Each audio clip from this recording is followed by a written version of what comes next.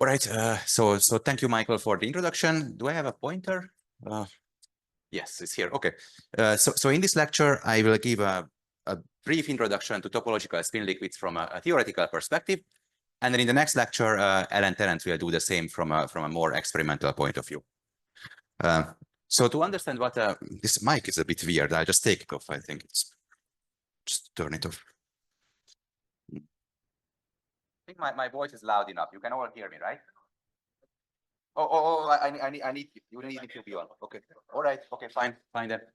Okay. So to understand what spin liquids are, I always find this kind of very loose analogy helpful, where we relate the magnetic phases of matter to the ordinary phases of matter that we all learn about in elementary school. So in this analogy, ferromagnets or conventionally ordered magnets in general can be thought of as spin solids in the sense that they have a conventional long-range order. If I know the spin at any given lattice site, then I know the spin also at all the other lattice sites. Now, in contrast, paramagnets can be thought of as spin gases because they occur at high enough temperature and they have no long-range correlation between the spins whatsoever. And then it's clear that the spin liquids are somewhere in between these two extreme cases. But it should also be emphasized that spin liquids are quantum spin liquids. So in this analogy, they don't really correspond to like conventional liquids like water, which we know are kind of in the same phase as gases anyway, but instead to quantum liquids like superfluid helium, in a sense that strong quantum fluctuations prevent the onset of conventional long-range order and give rise to a more non-trivial ground state with strong quantum correlations. And for quantum spin liquids, these quantum correlations manifest as a long-range quantum entanglement between the spins in the ground state. And indeed, the best definition of quantum spin liquids I ever heard is that the quantum spin liquids are magnetic phases of matter with long-range quantum entanglement. So in a general sense, we can divide spin liquids into two broad classes, depending on whether they have an energy gap or not. So gapless spin liquids without an energy gap can appear in arbitrary dimensions.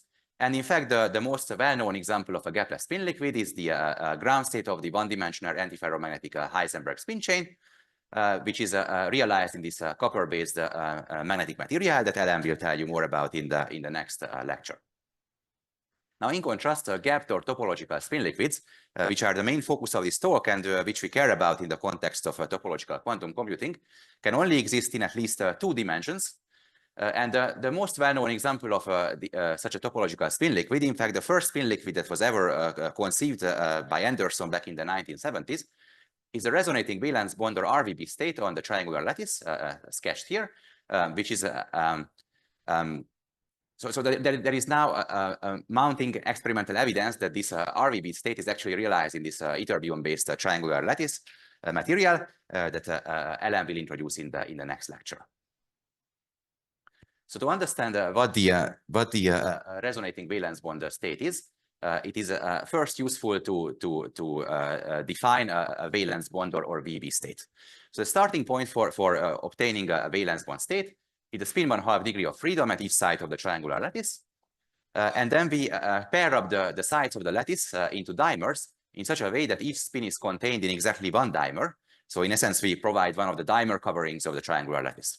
And then we say that the two spins in each dimer form a spin singlet state.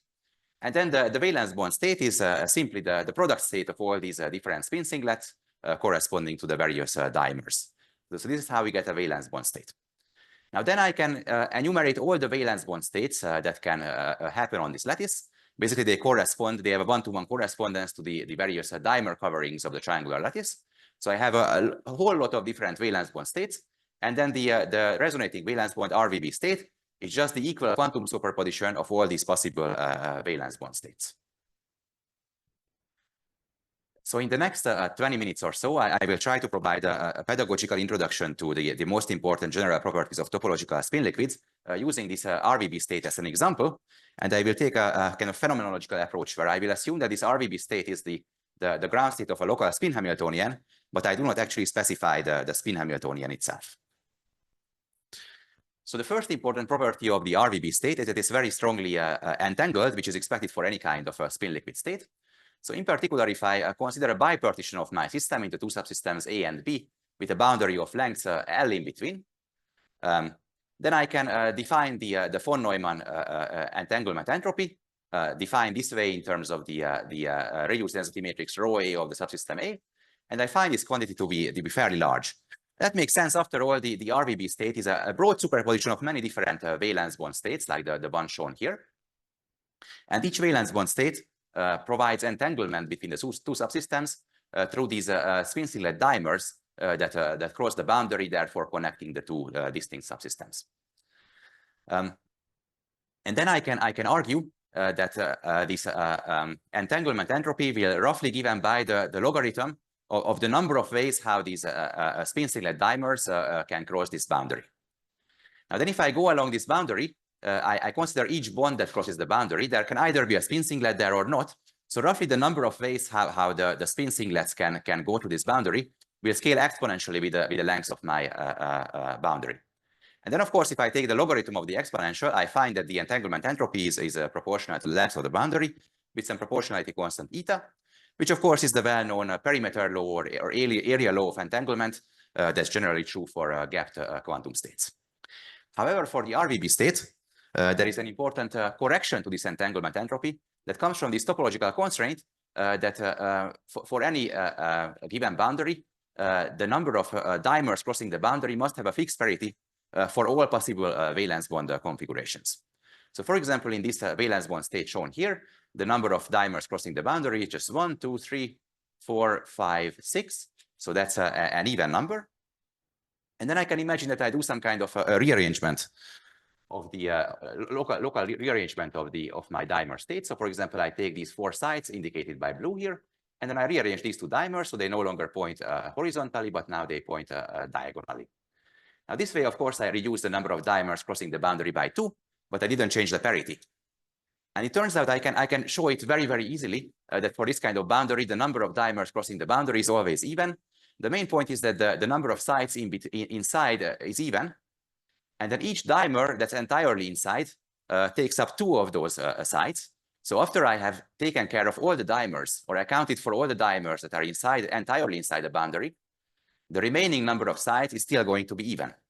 But now there is a one-to-one correspondence between those remaining sites and the dimers crossing the boundary, because those sites necessarily belong to dimers crossing the boundary, because I've accounted for all the dimers entirely inside. So that implies that the number of dimers crossing the boundary is also even. Now, if I start from another boundary, which has an odd number of sites inside, then by the same logic, I find that the number of dimers crossing the boundary will be odd. But in any case, for any given boundary, this number has a fixed parity. And what that means is that this constraint actually reduces the number of ways the dimers can connect the two subsystems by a factor of 2, because I have to throw out half of the possibilities simply because they have the wrong parity. And then if I take the logarithm, then this division by 2 corresponds to a negative correction -1. And while I provided an extremely hand-waving argument here, it turns out that this -1 is exactly reproduced from a rigorous calculation too. So this correction to the area law for this RVB state is precisely 1. And this kind of negative correction to the entanglement entropy, because it comes from this topological constraint, is commonly known as the topological entanglement entropy. And this topological entanglement, this universal negative correction to the entanglement, is an example of long-range entanglement, and is one of the key defining properties of topological spin liquids. So next, I can think about what kind of excitations I can have in my resonating valence bond state. Of course, yes? This topological entanglement entropy change if I use multipartite, not bipartite? This correction term. That's an excellent question, and I don't know the answer to this question.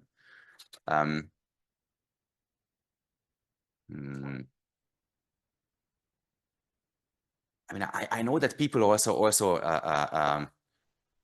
define like other entanglement measures. So they have like two subsystems within a system, and then a third one, and then they have this mutual information, and the topological entanglement, this topological order should show up in all of them.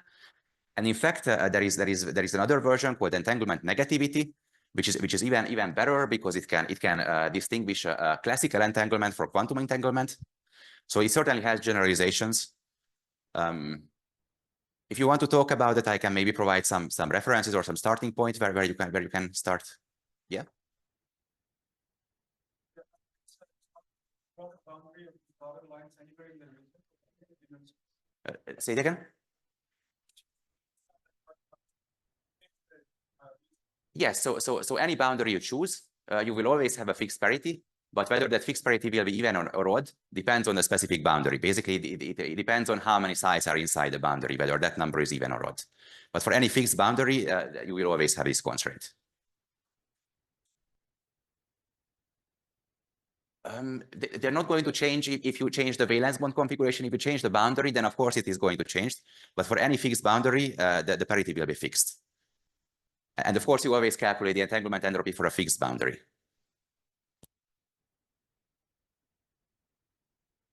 Say it again. The bond dimension of this, the pure valence bond state would be just. I think they have written down PEPs for this, and that one has a bond dimension of 3. So it will be some very small number. It will be 2 or 3. But like if you try to realize it as a ground state of an actual Hamiltonian, it will always be more. It's like an idealized state I'm considering here. In real models, it will always be some kind of dressed up version of this state.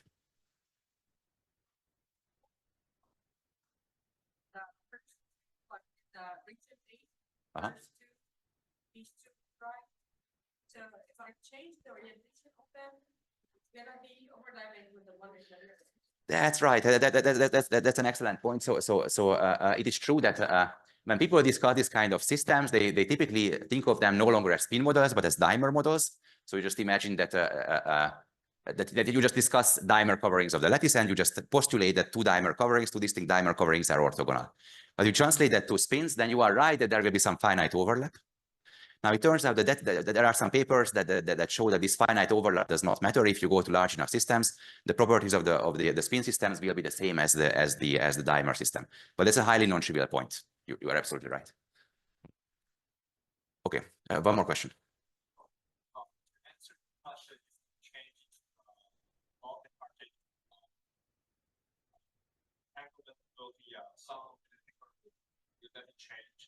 I think no, so that term comes from non-local entanglement, and so it's size independent.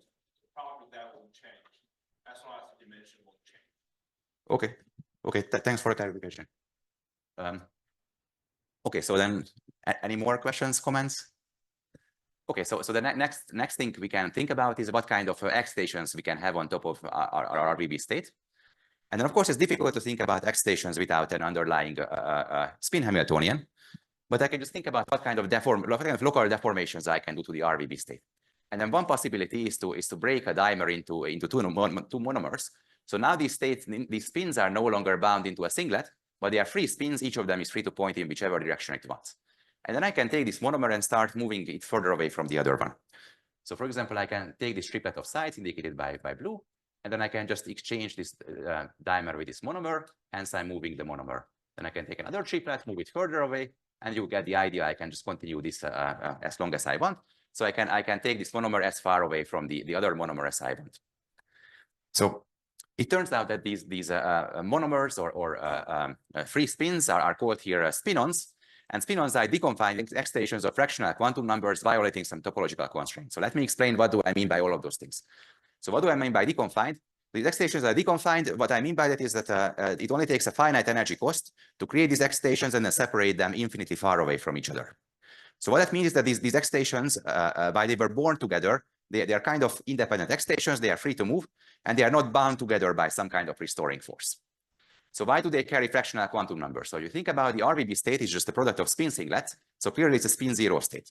But now if I have this free spin, that will have a spin 1/2, obviously.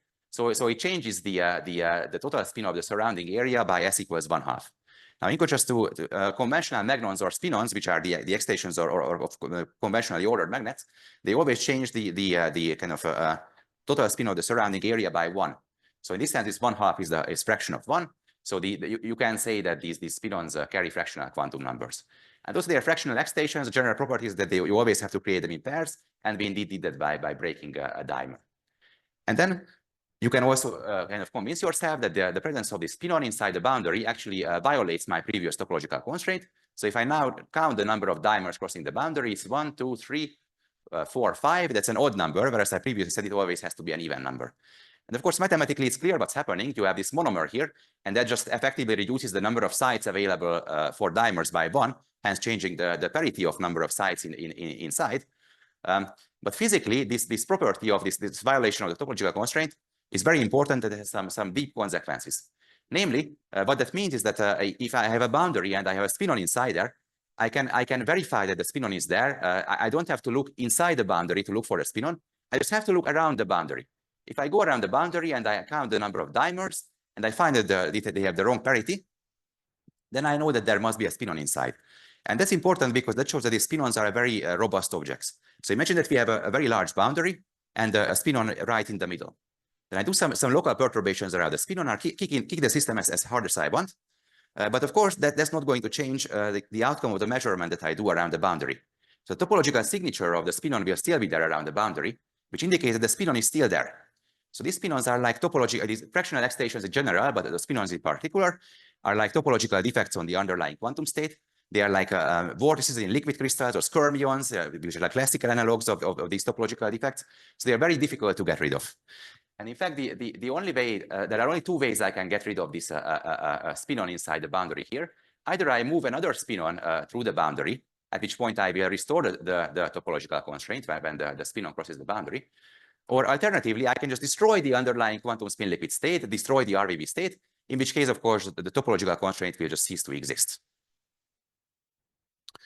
So the next thing I can do with my boundary is that I can define another kind of deformation of the RVB state.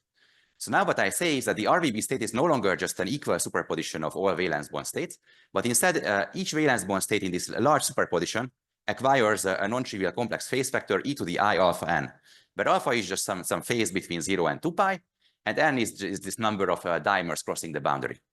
Now for generic alpha, I'm getting a new state. After all, I'm changing the various coefficients in this superposition, so I get a different state. However, if alpha is equal to 0 or pi, then since this number of dimers crossing the boundary n has the same parity for all possible dimer configurations, for alpha equals 0 or pi, all of these coefficients are going to be same for all the valence bond states. And what that means is that after this transformation, I get back my original state up to an overall complex phase vector, which of course is irrelevant. Now for alpha equals 0, this is kind of obvious. I haven't done anything, and of course I don't get anything. That's clear. But for alpha equals pi, it's kind of non-trivial. So I kind of changed the definition of my quantum state, and yet my quantum state will be the same. So that feels like a gauge transformation. It's like when I have in electromagnetism, I have my vector potential, and I change my vector potential in a way that its curl remains the same. Then the measurable quantity, the magnetic field stays the same. So even though I changed the way how I define my physical state, actually I get the same physical state. And indeed, this kind of transformation can be thought of as a gauge transformation. And moreover, since there is only one non-trivial element, the alpha equals pi, and if I do that twice, I get back the trivial element alpha equals 0. This is a Z2 gauge transformation. And because of the underlying Z2 gauge structure, this RVB state is then called a Z2 spin liquid. Yes?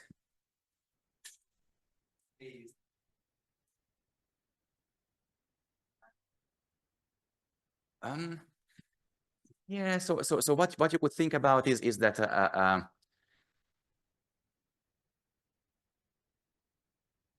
essentially you are having some kind of emergent Gauss law.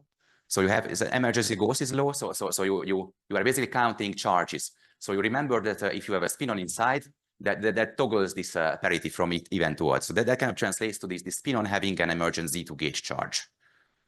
So basically what you are having there is that if you have no excitations, that you have no charge inside.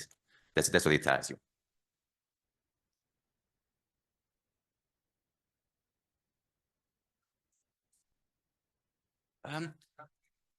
Yeah, so that phase, I just I can write in any quantum state I want. I write in a quantum state where these individual valence bond states have some non-trivial phase vectors. And then I notice that for some choice of some non-trivial choice of alpha, I actually get back my same state. So I kind of I find it surprising maybe. So that in the next slide, you will see what is the significance of all of this. So now it just seems like I'm doing some weird things, I'm playing around and there is no point. But the next slide, you will see some very, very clear consequences of what I'm doing here. Yes?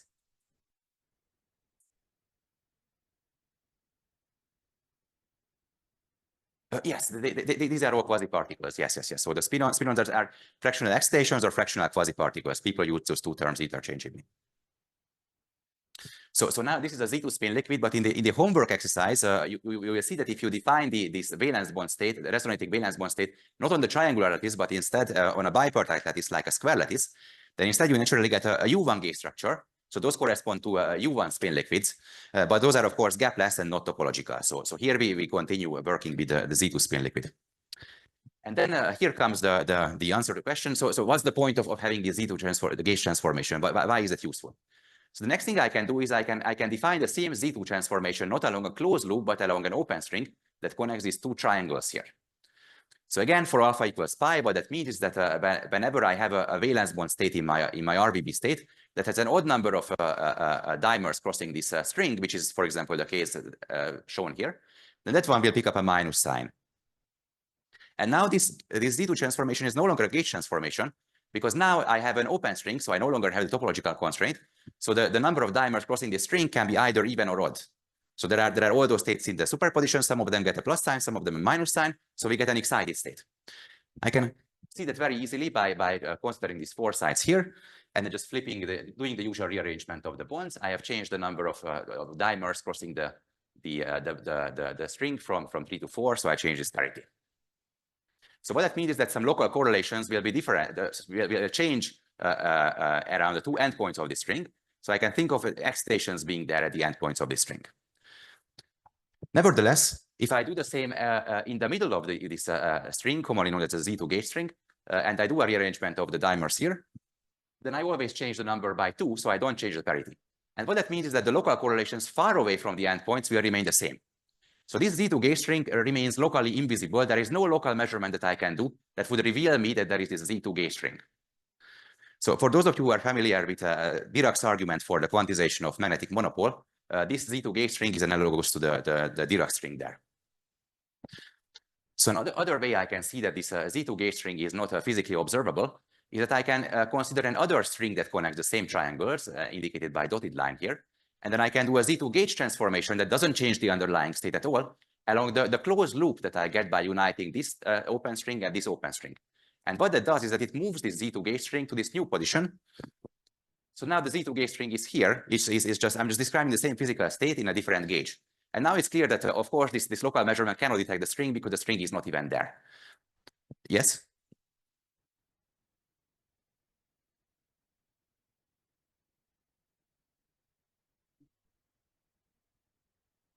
Yeah, okay, so I will come to that now. So what I'm trying to get at is that even though it seems like I defined some string excitation, actually I do not get a string excitation. I get, because this string is kind of, it connects the two endpoints, but how it connects the endpoints is kind of undefined. It depends on your specific gauge that you are considering. So instead of having an actual string excitation with two endpoints, you only have 2 point-like excitations that somehow have this gauge string in between that must connect them, but you don't know how exactly and where exactly it connects them. So in the end, you end up with 2 deconfined excitations at the endpoints, which are basically the fluxes of this emergent Z2 gauge field. So while you cannot detect the gauge field itself, the fluxes of the gauge field do become gauge invariant. So those are measurable. And if you have a change in that flux, that corresponds to the excitation.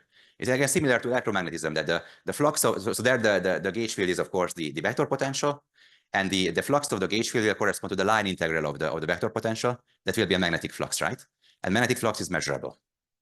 It's a similar story here, that the product of the gauge fields around this kind of 3 bonds here will give you the gauge flux, and if that gauge flux is -1 rather than +1, you have an excitation. And these excitations are called the bosons, and there are other examples of fractional excitations just like the spinons. Yes? So do these excitations change the energy of the system? They do, yes. Each energy has so each excitation has a fixed energy, but again, they are deconfined. So how far they are from each other does not matter. So you pay the cost of creating 2 of them, but then you can move them as far away from each other as you want, as long as they are further apart than the correlation lengths of your state, which in this case is actually 0. But in more like realistic systems, this would be some finite number times lattice constant.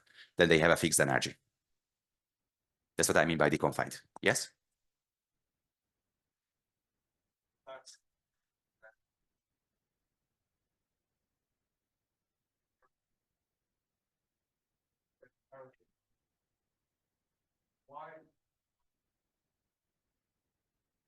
Because then you mess up the constraint that each site has only one dimer, right? So if I try to move this dimer to here, then two dimers will meet here, and this like this, you know, you always have to pair up the sites in a way that each one belongs to a dimer.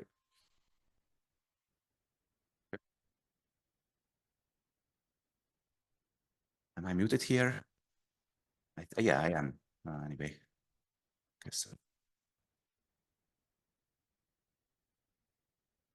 So that's one of the properties of this dimer state, that you can never move a single dimer, because then there is no space around it, right? So let's say you want to move this site, you want to move it to a site that does not have a dimer, but of course all sites around have a dimer by definition. Yeah, so you only can do, I mean, you can call it non-local in the sense that you move two of them together, but I call it local in the sense that you only do something in this limited area rather than kind of going around the system along a big string. So that's what I mean by local. It's kind of within a finite radius. Okay, and next thing, what happens if we kind of unite our two fractional excitations? We have our spin-ons and the bosons. What do they do together? So as I said before, the bosons carry a Z2 gauge flux. And similarly, spin-ons can be thought of as carrying a Z2 gauge charge, which is kind of clear from the fact that they violate this Z2 topological constraint I showed previously. And what that means is that whenever a single spinon crosses this Z2 gauge flux, the underlying quantum state must pick up a -1 sign. And I can see that explicitly. So if I start moving this spinon through this gauge flux, I change the number of dimers crossing the string by 1, which by definition of the Z2 gauge string correspond to a sign change, right? Now there is 3, now there is 2 of them. Now, of course, I said before that it's kind of ill-defined where the Z2 gauge string is. I might move it here. So what am I speaking about? But the main point is that if I take the spinon and move it entirely around the boson, then regardless of which gauge I'm choosing, there will be a gauge string sticking out of here somewhere. So as the spinon moves around the boson, it will cross the gauge string exactly once. So during this process where the spinon moves around the boson, the underlying quantum state picks up a minus sign. And that sounds similar to Aharonov-Bohm effect that we have for electronic systems. So in particular, if I have a half magnetic flux quantum, H over 2e, and then I move an electron around it, by virtue of the Aharonov-Bohm effect, the underlying quantum state is multiplied by -1. So indeed, one can think of this kind of effect here, this kind of non-trivial property of spinons and bosons, as an Aharonov-Bohm effect. Now, the main difference is that in our three-dimensional world, the half-flux quantum is actually a one-dimensional object. It's like a string. But in this two-dimensional system, the emergent half-flux quantum, the boson, is actually a point-like particle. So this emergent Aharonov-Bohm effect can be understood as a non-trivial particle statistics between two point-like particles. And then you can convince yourself that if you take any combination of conventional bosons or fermions, you will never get this -1 sign if you move one around the other. So for example, if you have two fermions, then if you exchange them, then you get a minus sign. But then in order to move one around the other, you have to exchange them again. So you get a plus sign. So basically, this kind of behavior, this kind of non-trivial particle statistics, is beyond conventional bosons or fermions. And that's the reason why we call these fractional excitations, the spinons and the bosons, anyons, as already introduced by Vivian in the previous talk. Yes?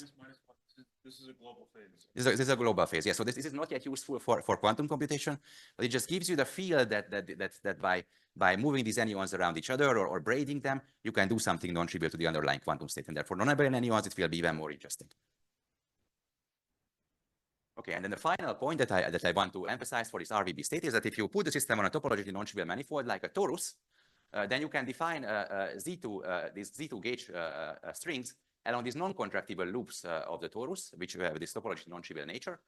And these non-contractible loops are not boundaries of a finite system, which means that they do not have a topological constraint. So the number of dimers crossing this Z2 gauge string can be even or odd. In fact, if I still define my resonating valence bond state as a superposition of all possible valence bond states, then 1/2 of them will have even numbers going through, 1/2 of them odd numbers going through.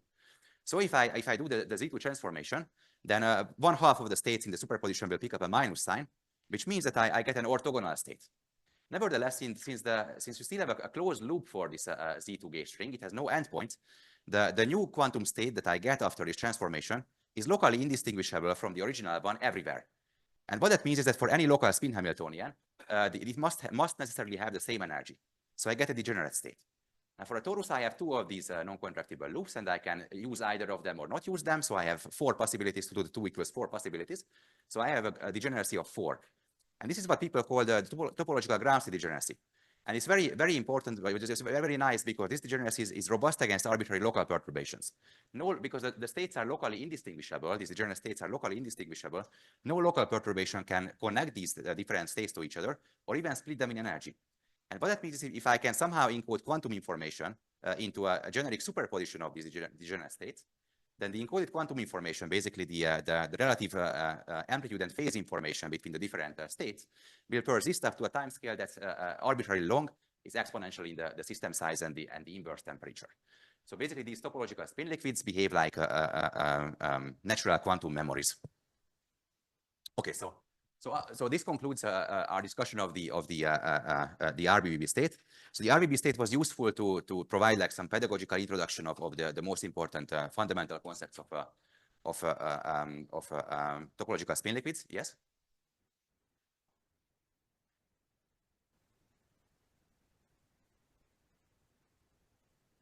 Yes. So what you do is you create two spin-on-X stations, and you move one of them around the non-contractible loop, and then kind of annihilate it with the other spin-on. So that you can show that would kind of, so if these are the Z operations, measuring these Z2 gauge loops are your Z operations on 2 qubits, so you have degeneracy of 4, that's like 2 qubits. Then the X operations would correspond to take just creating a pair of spin-ons out of the RBB state, moving one of them around, and then kind of annihilating them. You can show that, of course, whenever you cross the Z2 gauge string, the spin-on, you pick up the minus sign, so that becomes your X operation. Then that's how you would do it in principle. So the main weakness of the RBB state, on the other hand, is that it is difficult to realize it as a ground state of a precise microscopic Hamiltonian. And so now we are going to switch gears, and this remaining like 5 to 10 minutes that I may have, we will discuss the Kitaev honeycomb model, which in contrast is a very well-defined lattice model containing spin 1/2 degrees of freedom and well-defined two spin interactions between them, and has an exact solution. So we know for 100% sure that the ground state is a quantum spin liquid. And in fact, depending on the model parameters, the Kitaev honeycomb model can have at least 3 different kinds of quantum spin liquids as ground states. Also, this model is believed to be relevant for a bunch of experimental materials, including the honeycomb iridates as well as ruthenium chloride that Ellen will tell you much more about in the next lecture. So to define the Kitaev model, the starting point is a spin 1/2 degree of freedom at each side of the honeycomb lattice. And then we define nearest neighbor Ising interactions between the spins, but in a specific bond-dependent way. So notice that there are 3 kinds of bonds in the system, depending on their orientation and denoted by different colors here, which we can call X, Y, and Z. And then we say that nearest neighbor spins connected by X, Y, and Z bonds are coupled by their X, Y, and Z components respectively. So this is then the Hamiltonian of the model, where this IJX just corresponds to all the X bonds of the system denoted by blue here. And notice also that in principle, the different kind of bonds, the X, Y, and Z bonds can have different coupling constants, JX, JY, and JC. So what I want to emphasize is that while it seems like Ising is classical, but of course the different Ising interactions meeting at a single site here actually do not commute. So because you have Ising interactions with different spin components, it's a quantum model. There is a non-commutation here. And this non-commutation leads to exchange frustration. This spin here doesn't know whether it wants to align in the X direction, the Y direction, or the Z direction. And this exchange frustration ultimately explains why the ground state is a spin liquid. So remarkably, this model has an exact solution by means of a reasonably simple procedure. Now I don't have time to describe this exact solution, but those of you who come to the elective this afternoon will spend 2 hours going through the steps of this exact solution and understanding its consequences. By the way, I want to mention, if you come to the elective, please download the 15-day trial version of the Mathematica before, if you do not have Mathematica on your computer. So anyway, for now, what we learned from the exact solution is that in the spatially isotropic limit, where all 3 coupling constants are equal, the ground state is a gapless spin liquid, commonly known as the gapless Kitaev spin liquid, or simply the Kitaev spin liquid, which has 2 kinds of fractional X stations. There are the Y zones, or Z2 gauge fluxes, which are localized at the individual hexagonal plaquettes and are gapped. Of course, these Y zones are completely analogous to the Y zones as introduced in the RBB context in the first half of the talk.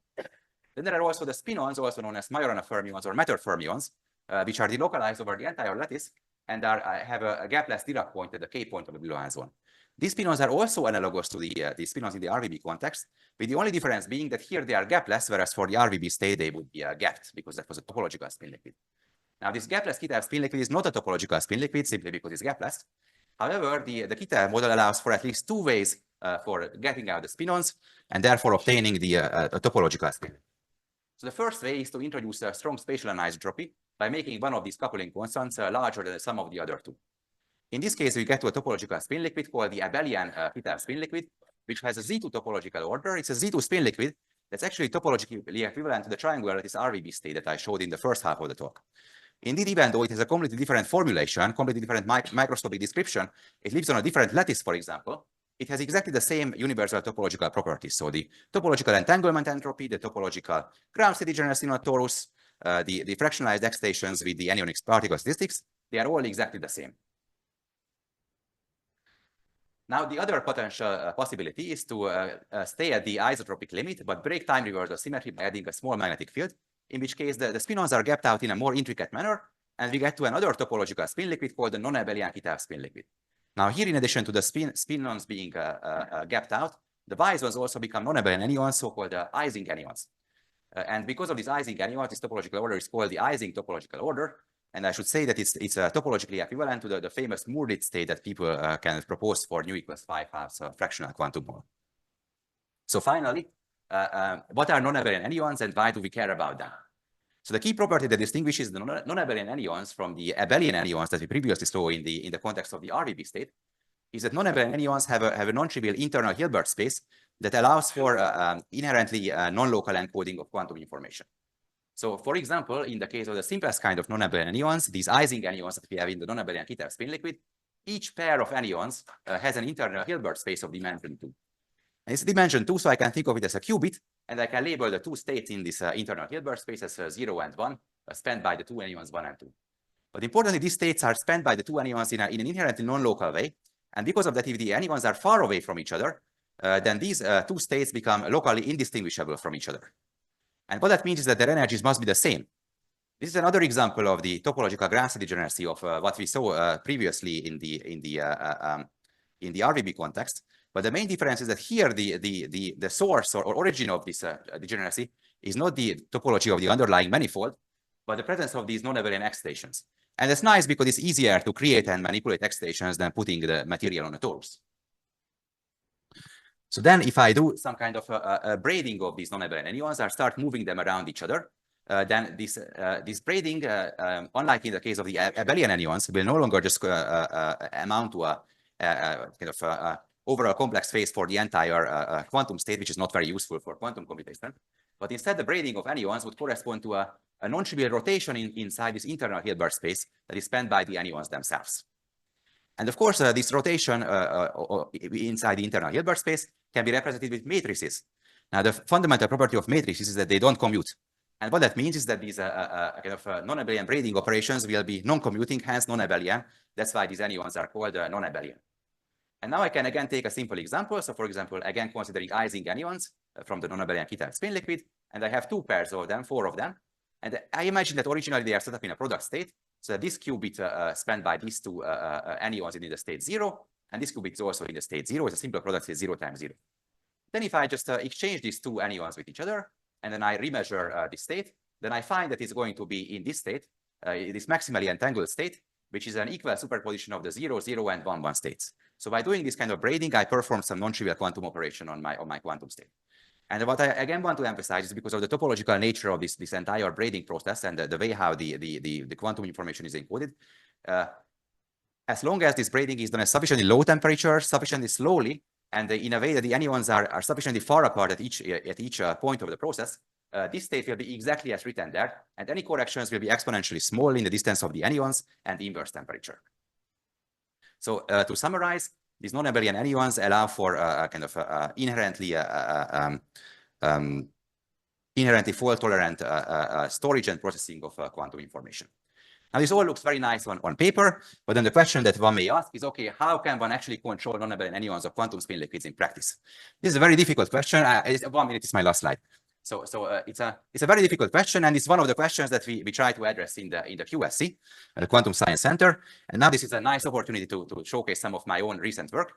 So in this recent paper, I propose this potential route to manipulating non-abelian anyons in quantum spin liquids by binding them to electrons, and then manipulating the anyons, so the electrons by usual kind of electrical gating. And then in slightly earlier paper with Kai Krocki, Joel Moore, and Jason Alica, we have understood how non-abelian anyons in quantum spin liquids can be interferometrically detected in currently available thermal transport experiments. So roughly the first paper would correspond to the initialization and manipulations phases here, whereas the second paper could be used to read out the final quantum state and also to verify the initial quantum state. And with that, thank you for your attention.